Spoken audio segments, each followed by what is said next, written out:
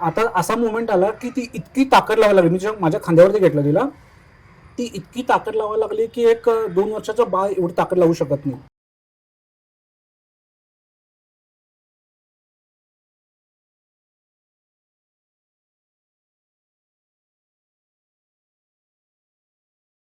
तर हा अनुभव मी एक जनरल अवेअरनेस म्हणून सगळ्या पॅरेंट्ससाठी सांगतो ॲक्च्युली. थोडंसं बॅकग्राऊंड देतो या गोष्टी अगोदरचं. माझी मुलगी आत्ता 3 वर्षाची आहे. हा इन्सिडेंट 1 वर्षापूर्वी बरोबर घडलेला आहे, म्हणजे 2 वर्षाची होती बरोबर ती.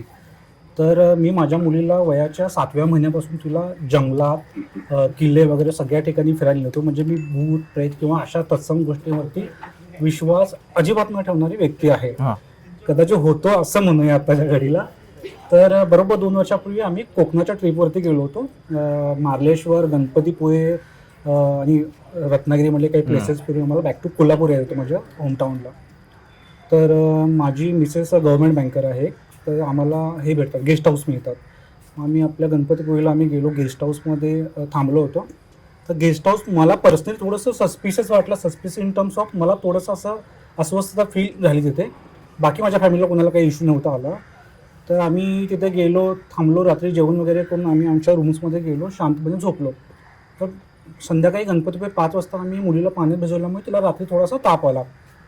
तर आम्ही रेग्युलर मेडिसिन वगैरे गेले. सकाळपर्यंत तिचा ताप उतरला. Everything is looking for the normal one. तर मग आम्ही सकाळी 10 वाजता तिथे थोडंफार फिरलो गणपतीपुळेमध्ये, आणि नंतर रत्नागिरी सिटीला व्हिजिट करून बॅक टू होमटाऊन आम्ही कोल्हापूरला यायला निघालो. तर कोल्हापूरला येताना कोल्हापूर डिस्ट्रिक्टमध्ये बांबोडे नावाचं एक हे आहे, लोकेशन आहे, आणि तिथून एक 10 किलोमीटरवरती एक माझं मूळ गाव आहे. म्हणजे मी born and bottom in Kolhapur आहे, पण माझं मूळ गाव तिथं 10 किलोमीटर अंतरावरती आहे. तर आम्ही साधारणतः बांबोडेमध्ये 9 वाजता पोहोचलो होतो रात्रीचं. आणि आम्ही तिथे माझ्या मूळ गावी गेलो, आणि आमचं ग्रामदैवत होतं, ते दर्शन घ्यायचं होतं म्हणून गेलो. तर तिथे खूप क्राऊडेड होता एरिया, म्हणून मी गाडी तिथून एक 500 मीटर अंतरावरती एक तळं आहे खूप मोठं. तर तिथे मी गाडी माझी थांबवली आणि आईला सांगितलं की तुम्ही जाऊन या. मी माझ्या आई आणि मिसेस आणि मुलगी गेलो होतो, आणि मी मुलीला घेऊन गाडीमध्ये थांबलो. तर आणि अजूनही सुद्धा सगळं नॉर्मल होतं. मग आम्ही तिथून दर्शन घेतलं घरच्यांनी माझ्या. आम्ही परत बॅक टू माझ्या होमटाऊनला आलो.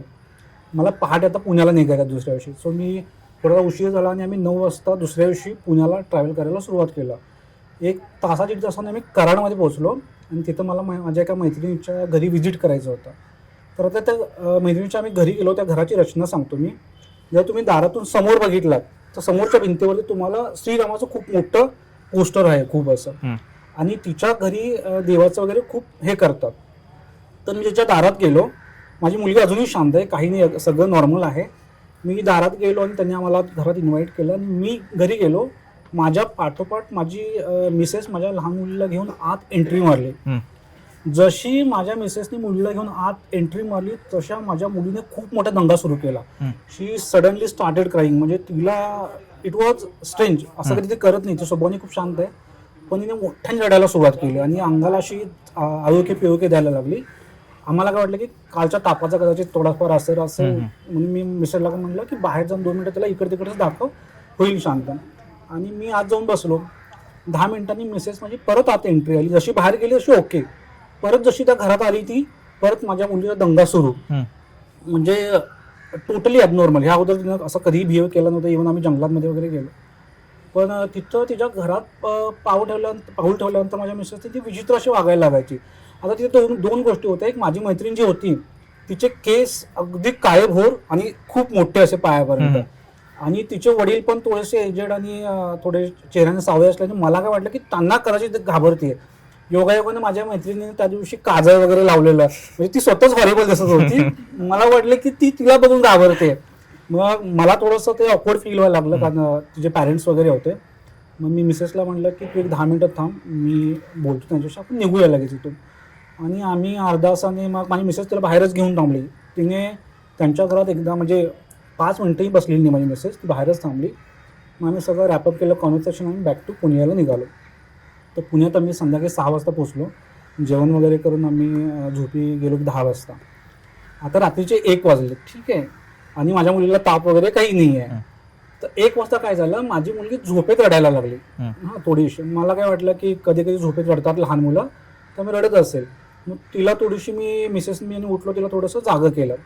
टेम्परेचर चेक केलं कारण युजली ताप वगैरे आल्यावर किंवा रडतात मुलं, तर ती रडायला लागली आणि जसं ते कमीवालं रडणं होतं ते वाढत गेलं ॲक्च्युली. हां, आणि मला काही समजत नव्हतं. मला वाटलं हिच्या पोटामध्ये गॅस वगैरे झालं आहे का, कारण 2 वर्षाच्या मुलीमध्ये किंवा लहान बाळांमध्ये शक्यतो गॅसेसचे इश्यू होतात. तर आम्ही तिला थोडंसं औषध देखील दिलं, तरीही ती शांत व्हायला तयार नाही.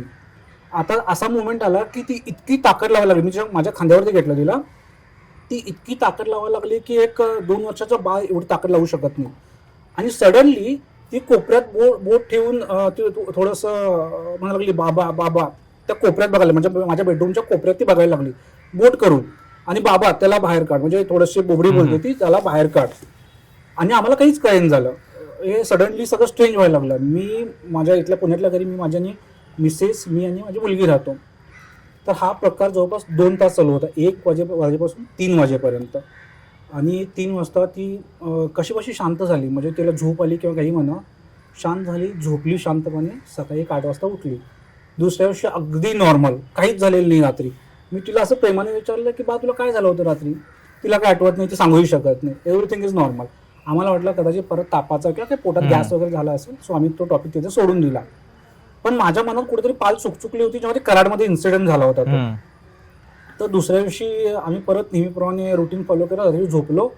परत रात्री 1 वाजला, परत ड्रामा सुरू झाला. रात्री 1 वाजता तिने रडायला जी सुरुवात केली, आणि जसं आम्ही तिला बेडवरती ठेवलं, ती बेडवरती अशी पूर्ण लोळायला लागली, गडबडायला लागली, जोरात गडबडायला लागली. बापरे. इथे ॲज अ बाप म्हणून माझा म्हणजे लिटरली मला कुणाला विचारावं, कुणाला काय सांगू, कारण मी ज्या एरियात राहतो, IT चा मोठा क्राउडेड एरिया आहे, नाव डिस्क्लोज नाही करू शकत एरियाचं.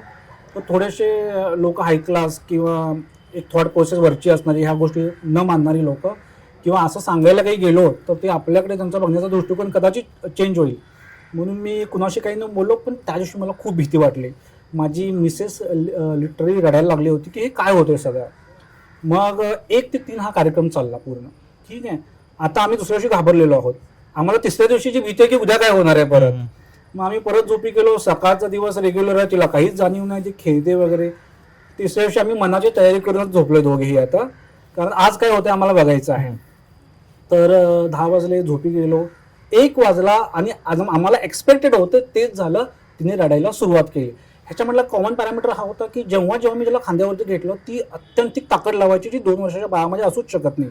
आणि आम्ही तिला आमच्या घरच्या देवाराचं भस्म वगैरे लावायचा प्रयत्न केला, सगळं काही केलं, पण काहीच वर्कआउट होत नव्हतं. आणि आम्हाला माहीत होतं की हा 2 तास कार्यक्रम चालणार आहे. तर 3 वाजता हे सगळं परत शांत झालं. आणि त्या दिवशी मी हेल्पलेस फील केलं स्वतःला, कारण मी ह्या गोष्टी कधी मानणारा व्यक्ती नव्हतो.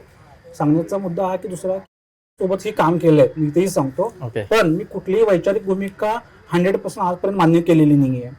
त्यामुळे मग मलाही थोडंसं आतून फील व्हायला लागलं की आता कुणाला तर आपल्याला विचारायला पाहिजे. मग आमच्या गावी फोन केला. त्यांनी मला सांगितलं की थोडंसं ते नैवेद्य वगैरे करतात, तो करून नदीच्या किनारी किंवा 3 रस्ते जिथे एकत्र येतात तिथं ठेवा. तर मी म्हटलं की हे करायच्या अगोदर आज काही त्याला काय होतोय का त्रास बघूया आपण. आणि आम्ही परत झोपी गेलो. परत 1 वाजला, परत ड्रामा सुरू झाला. आणि मग लोक म्हणतात की हनुमान चालीसा लावा, हे लावा, तेव्हा मी हनुमान चालीसा दुसऱ्या दिवशीच डाउनलोड करून घेतली होती मोबाईलमध्ये. मी प्ले करून ठेवली, काहीच काम नाही झालं. 4थ्या दिवशी मग शेवटी मी जसं सांगितलं होतं मला नैवेद्य वगैरे, तर ते घेऊन मी एक नदी आहे, नदीच्या ठिकाणी 3 रस्ते पण तिथं येतात एकत्र, नदीही आहे, तिथं मी ते नैवेद्य वगैरे सोडून आलो. त्या दिवसापासून आजपर्यंत माझ्या मुलीला कधीही त्रास झाला नाही परत. आणि त्या दिवसापासून 1 महिनाभर मी रोज रात्री 12 वाजता झोपताना हनुमान चालीसा लावून ठेवायचं, सकाळी 6 वाजता बंद करायचं. कारण माझी मानसिकता तेवढी इतकी खराब झाली होती. तर त्यानंतर मग आम्ही, माझं कोल्हापूर आदमापूर पण एक लोकेशन आहे, मंदिर आहे, तर तिथे काही लोकांनी सांगितलं की जावा तिथे. मग ते गळ्यात तावीत वगैरे देतात. आता तो हे मानणं न मानणं प्रत्येकाचा वैयक्तिक भाग आहे हा, पण तो त्या दिवसापासून मी तो तावीत माझ्या मुलीच्या गळ्यात बांधलेला आहे. पण त्यापासून माझ्या मुलीला कधी त्रास नाही. तर सांगण्याचा एक पॅरेंट्सचा माझा हाही मेसेज आहे की थोडंसं जाताना मुलांच्या बाबतीत काळजी घ्या. तुम्ही गोष्टी मानता न मानता हा तुमचा वैयक्तिक भाग झाला, पण आपली एक लहान मुलं म्हणून आपण काळजी घेतली पाहिजे. बरोबर, एवढाच एक अनुभव. थँक्यू. तर हा व्हिडिओ तुम्हाला कसा वाटला हे नक्की सांगा. आणि तुमच्याकडे देखील असे भूतांचे किस्से असतील तर ते तुम्ही स्वतः आम्हाला सांगू शकता. कसे? कारण आपल्याकडे दर शनिवारी रात्री 11 वाजता भूतांचे किस्से नावाचं लाईव्ह हॉरर सेशन असतं, ज्यामध्ये प्रेक्षकांनी स्वतः अनुभवलेल्या भयानक घटना ते स्वतः शेअर करतात. तेव्हा तुमच्याकडे देखील असे भूतांचे किस्से असतील तर भेटूया येत्या शनिवारी रात्री 11 वाजता फक्त काजवा यूट्यूब चॅनलवर. भेटूया लवकरच. तोपर्यंत काजव्यासारखे नेहमी चमकत राहा. धन्यवाद.